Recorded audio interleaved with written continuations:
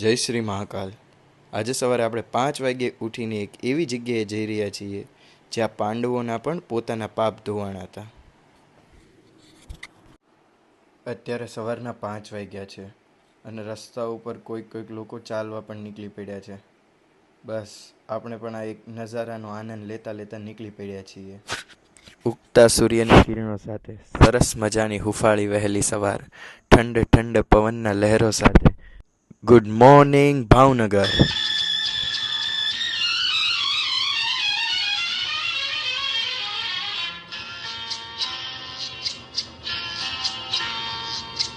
तुझे बिन जाने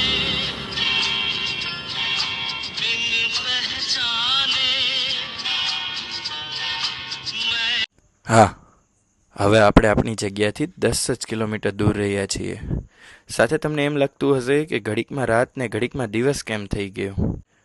આ સવારે જતો હતો ત્યારે લીધેલી ક્લિપ છે અને જે પહેલાં બતાવી એ જ્યારે રિટર્નમાં આવતો હતો ત્યારની ક્લિપ છે.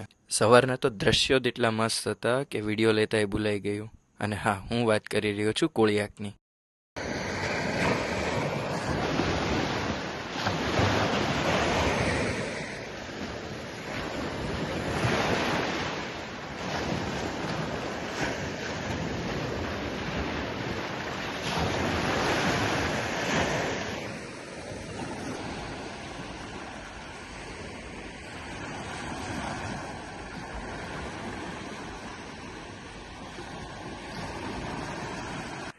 અહીંયા આપણને થોડા નીલગાય મતલબ કે ગુજરાતમાં ને રોજડા કહેવાય તે પણ મળી ગયા.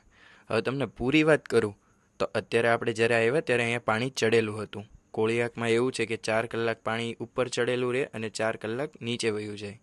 જ્યારે નીચે જાય ત્યારે દરિયા વચ્ચે આપણને 5 શિવલિંગના દર્શન થાય. એ 5 શિવલિંગ પાંડવો દ્વારા સ્થાપવામાં આવેલા શિવલિંગ છે. અહીંયાનો પૂરો ઇતિહાસ જાણતા પહેલાં તમને પણ આપણા સનાતન ધર્મના મંદિરો અને તેના ઇતિહાસ વિશે જાણવાનું મન હોય તો અત્યારે જ આપણી યુટ્યુબ ચેનલ સનાતન વાઇબ્સને સબસ્ક્રાઈબ કરી લેજો અને આ વિડીયોને લાઇક કરી દેજો.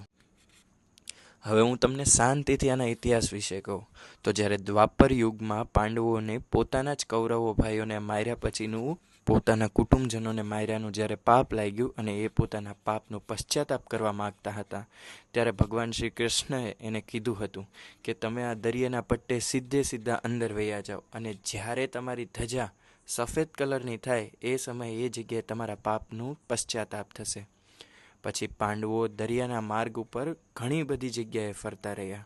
અંતે આ જગ્યા પર પાંડવોની ધજા સફેદ થઈ અને તેના કલંકનું નાશ થયું. એટલે આને નિષ્કલંક મહાદેવ કહેવાયા.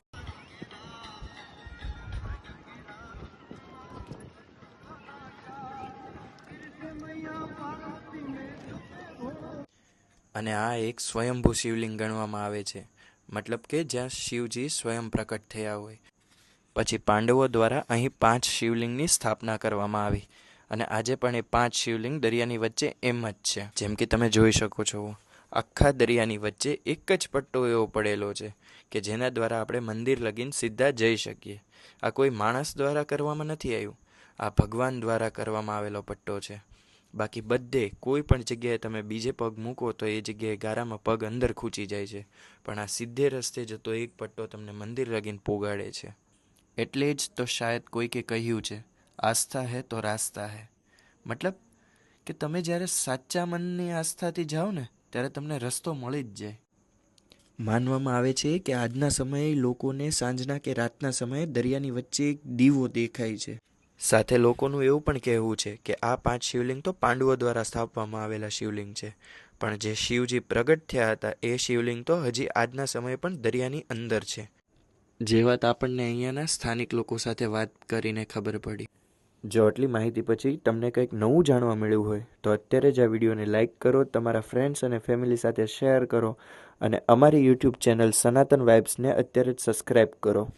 અહીં દરિયામાં તમને આવા જીવજંતુઓ પણ જોવા મળી જશે અને મળે જ તેને, કારણ કે તે તો એનું ઘર છે. આપણે એ ધ્યાન રાખવું જોઈએ કે આપણાથી એને કોઈ હાનિ ન થાય. અને હા, બીજું પણ, જેમ કે અહીંયા કરચલા જેવા પણ જીવ જોવા મળી જાય તો આપણે એ પણ ધ્યાન રાખવું જોઈએ કે એનાથી આપણને કોઈ હાનિ ન થાય. કારણ કે જો ખુલ્લા પગે હો અને આવો કરચલો પગે અડી ગયો હોય તો એ આંગળી પણ કાપી શકે. એટલે અહીંયા એવી બધી બાબતોનું ધ્યાન રાખવું ખૂબ જ જરૂરી છે. જોયું માછલી અને કરચલો, નાની નાની માછલીઓ છે, કરચલા છે, આવી ઘણી બધી વસ્તુ અહીંયા તમને મળી જાય. 2 કરચલા છે, કેટલા ક્યુટ છે.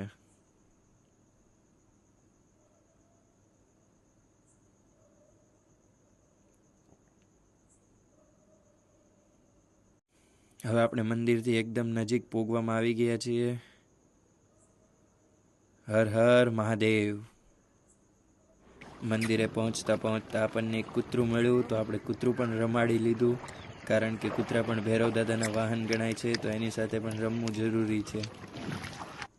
હવે ફાઇનલી આપણે મંદિરની એકદમ નજીક આવી ગયા છીએ. જો કે તમે લોકો પણ જોઈ શકો છો કે મંદિર હવે આવી ગયું છે. તો હવે જલ્દીથી આપણે પણ દર્શન કરી લઈએ અને તમને લોકોને પણ હું દર્શન કરાવી દઉં.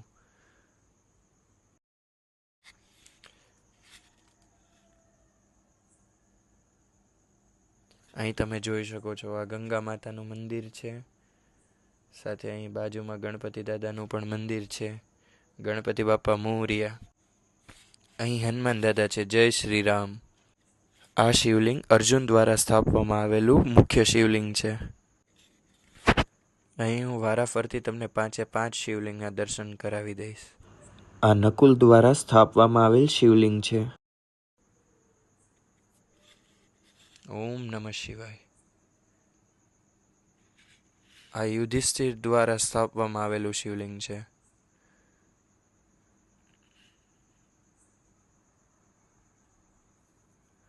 હર હર મહાદેવ. આ સહદેવ દ્વારા સ્થાપવામાં આવેલ શિવલિંગ છે. અને આ ભીમ દ્વારા સ્થાપવામાં આવેલું શિવલિંગ છે. અહીંયા કયા શિવલિંગ કોના દ્વારા સ્થાપવામાં આવ્યા છે એની માહિતી મને મંદિરેથી જ મળી. જોવો, દરિયાની વચ્ચે યજ્ઞકુંડ આવેલો છે.